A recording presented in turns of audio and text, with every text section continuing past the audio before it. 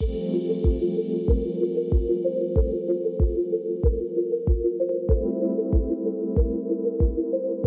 employee voice refers to anytime employees, people in organizations, speak up about issues, concerns, share information or suggestions. So it's really any type of discretionary communication about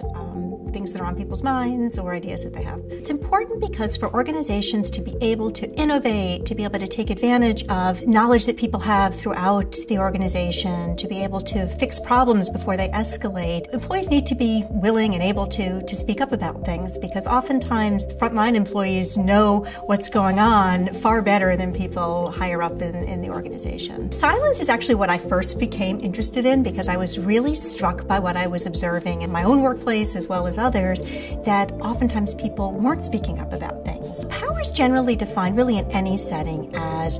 being able to influence somebody else. In organizations, we often think about power as associated with position, control over resources, and that's kind of the most common way that we think about it, associated with the rank that you have, the position that you have, but even informally, just having control over resources or decisions or things that are important to other people and being able to influence them because of that control. One of the things that's been, I think, one of the most exciting areas of research in psychology has been research looking at the psychology of power and what power actually does to your mind. So what's been found, and there's been a lot of research on this, is that when people are in positions of power, or even made to feel powerful in some ways, it seems to very strongly affect their cognitions, how they think, their perceptions, how they view things, and their behavior in some pretty systematic ways. And conversely, when people are feeling that they're lacking in power, that they're disempowered in some ways, we also see some pretty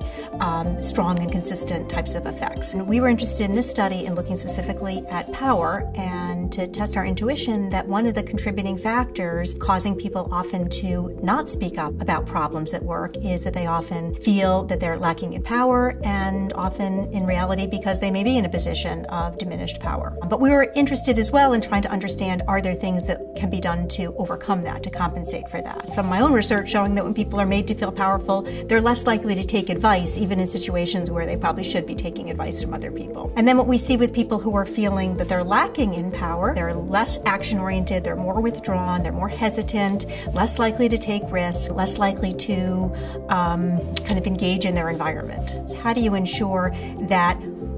people that have high power, that's not leading to dysfunctions, and conversely, that the people who feel that they're not in as powerful positions, that's not causing them to hold back in ways that might be problematic. This study was actually part of a broader stream of research that I've been doing for quite some time that's been interested in trying to understand what are the barriers and facilitators of people speaking up about issues of concern in the workplace. I think it's easy for employees to blame their leaders and say, oh, they don't really want to hear it, or, oh, if I speak up, I won't get that promotion or whatever. And I think that's often an excuse for not doing the right thing and not taking risk and not being courageous and not taking that extra step to really provide input. At the same time, I think the reality is that in a lot of workplaces and a lot of bosses don't create an environment that makes it easy for people to offer input. So I think that bosses need to do a better job of really seeking out input, listening to it, acting upon it, but employees also need to recognize their responsibility as well.